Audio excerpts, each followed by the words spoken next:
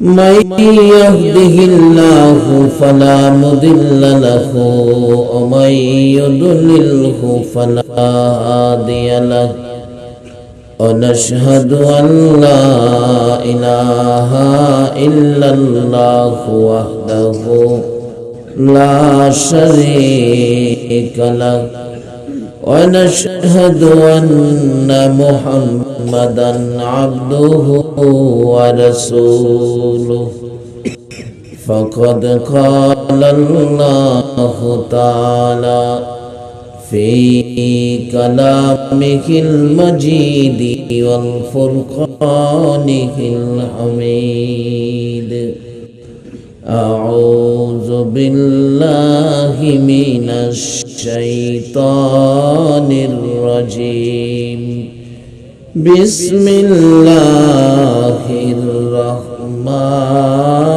الرحيم كل نفس ذائقة الموت قال الله تعالى وما خلقت الجن والإنس إلا ليعبدون قال الله تعالى فادخلي في عبادي وادخلي جنتي قال الله تعالى ومن يطع الرسول فقد أطاع الله قال رسول الله صلى الله عليه وسلم من قال لا إله إلا الله فدخل الجنة قال رسول الله صلى الله عليه وسلم বাবার বয়সের মুরব্বিয়ানে ইসলাম, দিনদার ইমানদার যুবক ভাইরা, পর্দার আড়ালের মা ও বোনেরা, সকলের প্রতি আমার সালাম। আসসালামু আলাইকুম ওয়া রাহমাতুল্লাহ। সেই মালিকটা কে বলুন? ডাক দেন না, খুব খুশি হয়তো মালিক। সেই মালিকটা কে? এই ডাক শুনলে আমার আল্লাহ যে কত খুশি হয়, এটা বোঝানোর জন্য আমি অনেক সময় বাস্তবতায় যাই। একটা মা, একটা ছেলেটার বয়স 20 বছর, হ্যাঁ মারে মা ডাহে না, এরকম বেজাল্লাহুল আমরা বাংলাদেশও আছে না? আপনাদের এদিকে নাও থাকতারে, অন্যদিকে আছে। মারে মা ডাহে না, 20 বছর হয়েছে। আচ্ছা, এই আচার আচরণ যে ছেলে মার সাথে করছে, এই মার মনে ছেলের প্রতি কষ্ট আসেনি? আচ্ছা, আজকে যদি মাহফিল শেষ করা রাত্র 12টাই হোক আর 12:30টাই হোক, মা যে ঘরটা থাকে, ঘরটার দরজাটাই দাঁড়াইয়া গিয়ে একটা ডাক মারতে, মা গো, ও মা। 20 বছর পর ডাকটা শুনলে মা দরদি ঘুম থেকে উঠবে, পাগলিনী ডাকটা শুনলাম কি স্বপ্ন দেখলাম নাকি বাস্তব? আমার ছেলের কণ্ঠ আমার মা কইলো, দরজাটা খুলছে, মা বড় আশা করে খুইলা দেখে ছেলেটাই দাঁড়ায় রয়েছে। কিরে বাবা, তুমি আমার মা কইছো তো? ও মা। কেমনে রে বাবা, 20 বছর পর আমার মা কইলি? বলুন তো এবার মার মনটা খুশি না বেজা? মাগো, ওয়াজ শুনতে গেছিলাম, শুনাইছি মা যে কি জিনিস, মার জীবনে ভুল করবো না লেগে তোমার মা কইয়া ডাক দিছি। মা, তোমার ফাওটা দাও, 20 বছরে যে কষ্ট দিছি, কষ্টের ক্ষমাটা তোমার কাছ থেকে নিব। মা দেখবেন হাসি দিয়া বলবে, বাবা আমার ভাবে ধরতে হবে না, 20 বছর পরে যে আমারে মা কইয়া ডাক দিছো, একটা ডাক শোনার পরে আমি মায়ের 20 বছরের দুঃখ দূর হয়ে গেছে। আমার আল্লাহ বলেন, আরে দুনিয়ার মানুষ, মায়ের মতো একটা দরদি যদি 20 বছরের দুঃখ একটা ডাকে দূর করে দিতে পারে, একটা মায়ের চাইতে কোটি কোটি গুণ দয়া বেশি আমি আল্লাহ। আজকের মাহফিলে বসে যারা আমাকে আল্লাহ বলে ডাক দিয়েছে, আমাকে আল্লাহ বলে মালিক স্বীকার করেছে রে ফেরেশতারা, তোরা সাক্ষী হয়ে যা। এই ডাকের বিনিময় আমি আল্লাহ খুশি হয়েছি। 20 বছর বুঝি না, 30 বুঝি না, 90, 100 বুঝি না, যেই বয়সের এই হোক না কেন, এই ডাকটা শুনে আমি আল্লাহর বড় মায়া হয়েছে, দয়া হয়েছে। আমি তাদের জীবনের গুনাহগুলো ক্ষমা করে দিলাম। বলুন, এক ডাকে ক্ষমা দেওয়ার ক্ষমতা আমার আল্লাহর আছে। আজকে নরসিংদী জেলার নরসিংদী থানার কোন ওয়ারেন্টের আসামি যদি এই মাহফিলে ওয়াজ শুনে, আর যদি শুনে 2টা পুলিশ আইতেছে হেরে দরবার লাগিয়া, কোন তো হ্যাঁ ওয়াজ শুনবো, দৌড়াইব কি বালা ফতে না খালি বেজাইল্লা জায়গা? কেন এত দৌড়াদৌড়ি? দাঁড়াত করলে কি হইব? আপনার একটা বান দিয়া থানায় নিব, এই তো এত দৌড়াদৌড়ি করতেছেন কেন? অথচ একটা বান দিব, এরপর আপনি দৌড় মারলেন। রাস্তায় যদি মন্ত্রী টেলিফোন পায়, আপনার সাইরে দিব পুলিশ। আবার জেলখানায় দিলে 2-3 মাস 6 মাস জেল খাইটা জামিনেও বাইরে আইতারবেন, এরপরও পুলিশ আইতেছে শুনলে দৌড়লেন। এমন এক কোর্টের ওয়ারেন্ট আপনার আমার উপর হয়ে গেছে, যেই কোর্টের ওয়ারেন্টের আসামি ধরা পড়ার সাথে সাথে 3টা বান্দি। মাথার মুড়ি টাইনা টাইনা বাঁধবে, বাঁধে নাই সাদা কাফন পরায়া, পায়ের মুড়ি টাইনা টাইনা বাঁধবে গো, মাঝখানে আরো একটা বান্ধ কিনা। 3 বান্দের আসামি মসজিদের কোণার থেকে 4 পায়া খাটে শোয়াইয়া কবর নামের কারাগারের দিকে লইয়া যখন রওনা হবে, বলুন কারো টেলিফোনে সারা হবে কিনা? আবারে এই চিন্তা করলে আগিলা মুরব্বীরা এই ঘর সংসার দুনিয়া সাজায়াও রাত্রে গুনগুনায়া কাঁদছে। কি বলে? মিচামিচি কাটাইলাম জিন্দিগি, বলুন মিছামিচি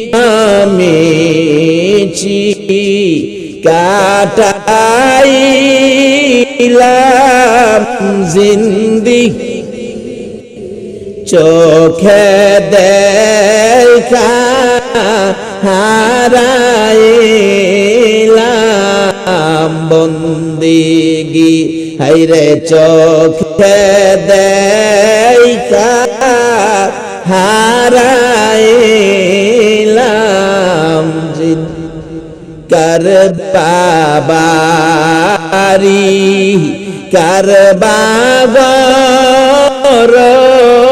কারবা কি কার বাবারি কার বাগর কারবা কি অন্ধকার কবর হবে বসতি, হাইরে অন্ধকার কবর হবে এই দুনিয়া মুসাফির খানা জানো না, এই দুনিয়া মুসাফির খানা জানো, কত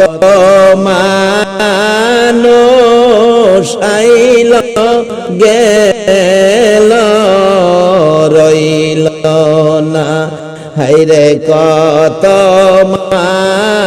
মানুষ। আগেকার দিনের মুরব্বীরা এই দুনিয়াটারে মুসাফির খানা আখ্যায়িত করে ঘরবাড়ি সাজায়াও এই কান্দা কান্দতো।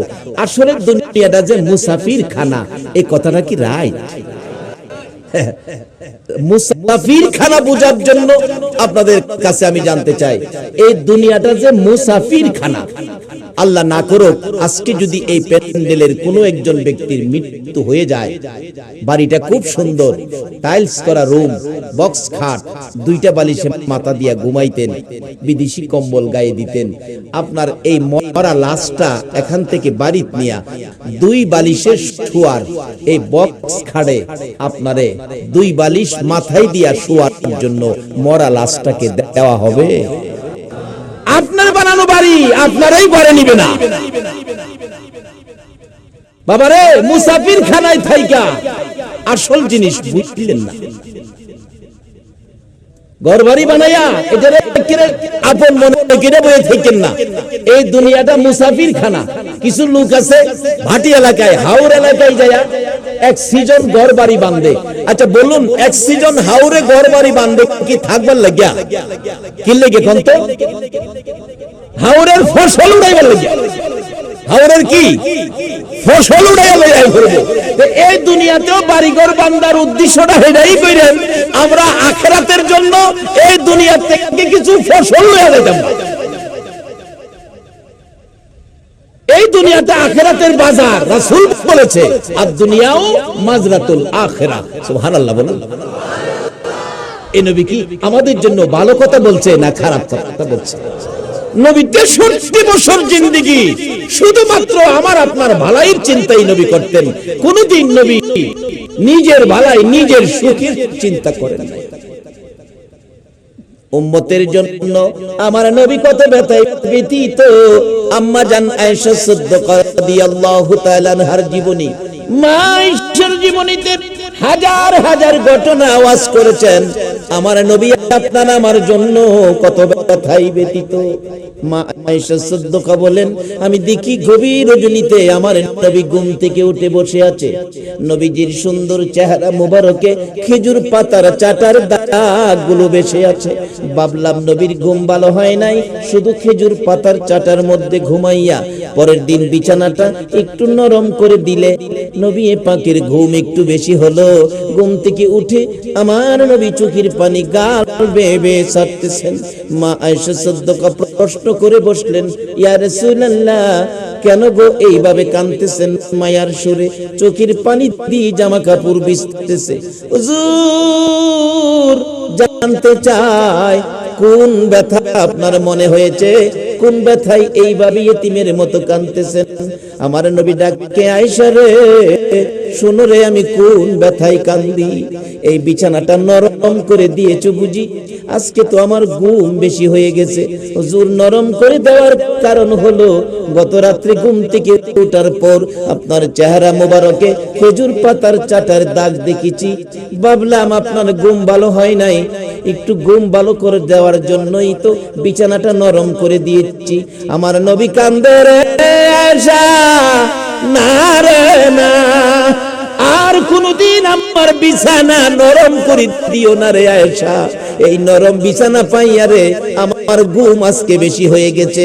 এই নরম বিছানা পাইয়া যদি আমি নবী সারা রাত ঘুমায়া কাটাই রে, কোন সময় আমার গুনাহগার উম্মতের নাজাতের কান্না কাঁদবো? আপনার নবীর জীবনীতে সারা রাত কোনদিন ঘুমায় নাই। আপনার আমার মায়াই নবী কাঁদতেন। যেই নবী উম্মতের ব্যথায় সারা রাত ঘুমাইতেন না, উম্মতের ব্যথায় ব্যতীত হয়ে কাঁদতেন, এই নবীর কথাগুলো বলুন আমাদের মানা দরকার আছে কিনা? বাবারা ভাইরা বলতেছিলাম মানতে হবে নবীর কথা। নবী আমাদের জন্য যা কথা ব্যবহার করেছে প্রত্যেকটা কথাই আমাদের লাভের জন্য, রাসূলের লাভের জন্য।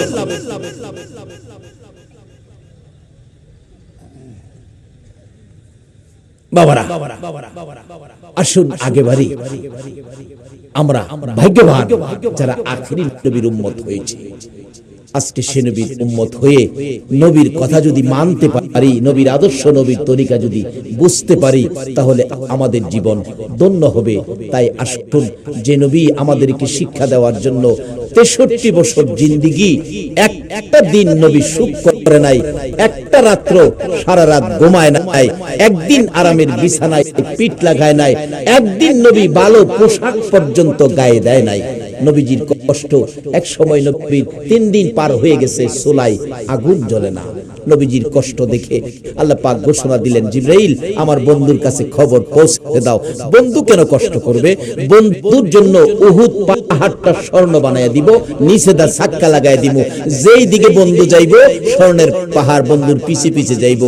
প্রয়োজনে স্বর্ণ বিক্রি করে চাহিদা মিটাবে, বন্ধু যেন কষ্ট না করে।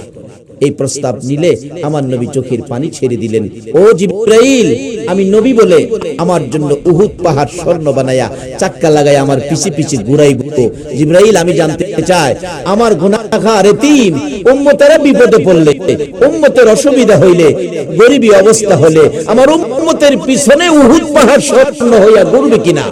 জিবরাইল বলেন, না, এটা উম্মতের জন্য নয়, আপনার জন্য বাজেট। আমার নবী কান্দে, আরে জিবরাইল, না না, যেই বাজেট আমার উম্মতে পাবে না আমি রাসূল নিব না। এই নবীর তরিকা মতো চলা, বলুন আমাদের দরকার আছে কিনা? বাবারা আসুন সেদিকে যাচ্ছি। কিভাবে নিবেন, কিভাবে এই পথগুলো বাড়িতে নিবেন, এই আদর্শগুলো কিভাবে গড়ে নিবেন বলতেছিলাম। অরেন্ট হয়ে গেছে, কুল্লু নাফসিন যায়িকাতুল মাউত, সকল প্রাণী একদিন মৃত্যুর কোলে ঢলে পড়বে। আমরা যে সকলকে একদিন মরতে হবে, এই কথাটা কি রাইট? কারো কোনো আপত্তি নাই তো? সবাই মানলেন তো মরতে যে হবে? তাহলে আসুন এই সাবজেক্ট ফালাইয়া একটু আগে যাইগা, কারণ লন জিগাই আল্লাহরে, আল্লাহ আপনারা কি লেগে বানাইলেন কিছুদিনের জন্য? আপনারা আখিরি নবীর উম্মত, তো আপনাদের সাথে আল্লাহ কথা বলবে। কোরআন শরীফ আল্লাহ বলতেছে, ওমা খালাকুতুল জিন্না ওয়াল ইনসা ইল্লা লিয়াবুদুন। আল্লাহ বলতেছেন, মানুষ আর জিন দুইটা জাতি বানাইছি, একটা উদ্দেশ্য আছে। উদ্দেশ্যটা হলো ইল্লা লিয়াবুদুন, তারা আমার ইবাদত করবে। আর সকল মাখলুকাত বানাইছি তাদের খেদমত করবে, আর তারা আমার ইবাদত করবে। সকল মাখলুকাত সৃষ্টির কারণ আমাদের খেদমত, আর আমাদেরকে সৃষ্টির কারণ আল্লাহর ইবাদত। বলুন কার ইবাদত? কোন আল্লাহ? যার জমিনে বাস করে। এখন জিগাই, আল্লাহ আমরার ইবাদত করলে কি দিবেন? জিগাইলো অন্য নবীর উম্মতের আবার জিগাইতাছে না। এতানের হেই সাহস আছে না, সাহস নাই, ক্যাপাসিটিও নাই। এই নবীর উম্মত আবার সালাক, জবর সালাক। খালি দুনিয়াতে না তো, কবরে পর্যন্ত কথা বলার ক্ষমতা রাখে। হাসরে পর্যন্ত একটু দেইরামি করব, কথাবার্তা কইব, হাসরে পর্যন্ত। দুনিয়াতে কইব, কবরে কইব, হাসরে কইব, সব জায়গায় কওয়ার ক্ষমতা পাইব। একটা এই নবীর উম্মত জাহান্নাম থেকে সর্বশেষ যেটা উইটাইব, এটা তো জাহান্নামটারে গরম করে লাইব। আল্লাহু আকবার। কবরে গিয়া কথা কইব, কবরে, হাসরের ময়দানে কথা, বিচারের কোর্ট বসে আমার আল্লাহ যখন বিচার শুরু করবেন, ডাক দিবেন, এদিকে আয়, নামাজ পড়ছিলে, রোজা রাখছিলে, আল্লাহ আমার গ্যাস্ট্রিক আছে, একটা ধমক দিবে, যাও জাহান্নামে যাও। হ্যাঁ, জাহান্নামের দিকে একটা দৌড় যে মারবো, ফেরেশতারা কইব, আল্লাহ দৌড়ে যাইতেছে, জাহান্নাম কি জিনিস হাই মন চিনে নাই। আল্লাহ কইব, হ্যাঁ ডাক দে, ডাক আনবো, কই যাইতেছস? দৌড়াই হাসরের দিন এই ঘটনাটা ঘটবে। ফেরেশতারা সামনে জিজ্ঞেস করবে, আল্লাহ কই যাইতেছস? দৌড়াইয়া। আল্লাহ আপনি কই যাবেন লেগে কইছেন? জাহান্নামে। দৌড়া যাইতেছস, জাহান্নাম চিনছস? দেহি নাই কোন দিন? আলেম ওলামারা কইছে আগুন আছে, সাপ বিচ্ছু আছে। তারপর দৌড়ায় যাইতেছস যে হাসরের দিন। ওই ব্যক্তি কইব, আল্লাহ দৌড়ায় যাইতেছি যে দুনিয়াতে তুমি আমার 70 বছর হায়াত দিছিলা, 70 বছরের মধ্যে তোমার একটা হুকুমও আমি মানি নাই। আজকে তুমি নিজে আমারে হুকুমটা করছো, আমি জাহান্নাম বুঝি না, তোমার হুকুমটা মানবার লাগি আমি দৌড় মারছি। আল্লাহকে বই দিগা, আমার হুকুম মাইনা তুই জাহান্নামে যাইতে পারবি? আল্লাহ আপনি হুকুম করতে পারবেন, আমি যাইতে পারতাম না? হুকুমটা মানা হইলো আমার শর্ত। আল্লাহ পাক খুশি হইয়া বলবেন, বান্দা এই হুকুমটা মানার কারণে আমি তোর জীবনের সব অপরাধ ক্ষমা করে দিলাম।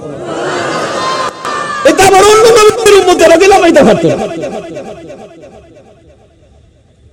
এইটা সব পেক কইলা কিছু থাকবে, ফায়দা খালি মাইরা দিব আখেরি নবীর উম্মত। আল্লাহু আকবার। যে নবীর উম্মতের এই সুযোগ সুবিধা আছে, এই নবীর উম্মত হওয়া বলুন আমাদের দরকার আছে কিনা? কিভাবে হইবেন আইতাছি সামনে, আইতাছি।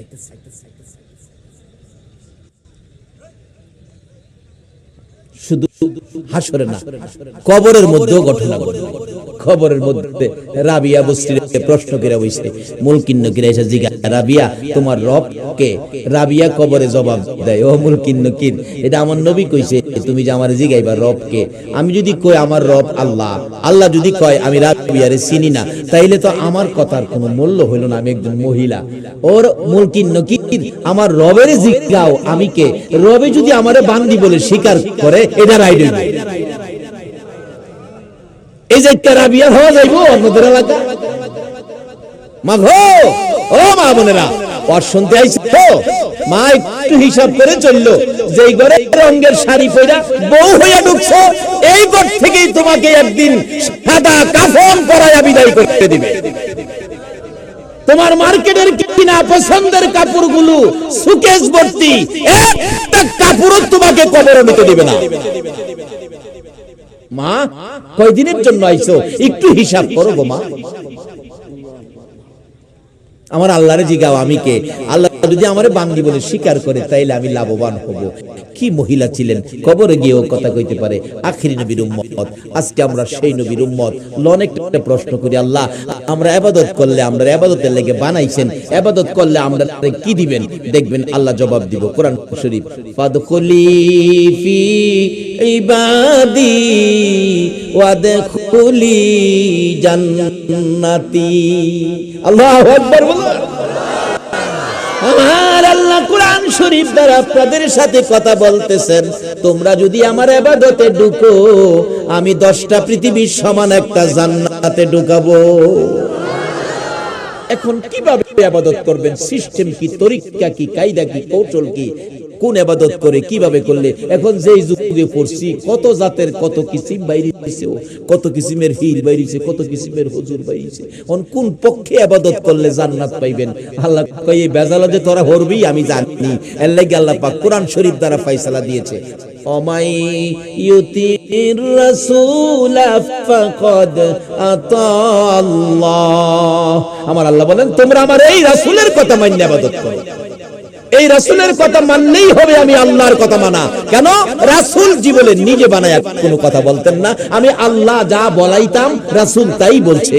এখন এই রাসূলের কথা মাইন্না যারা ইবাদত, এই রাসূলের তরিকা মাফিক যারা ইবাদত করবেন, তারাই হবেন আল্লাহর জান্নাত পাওয়ার উপযুক্ত। সবাই বলেন মারহাবা।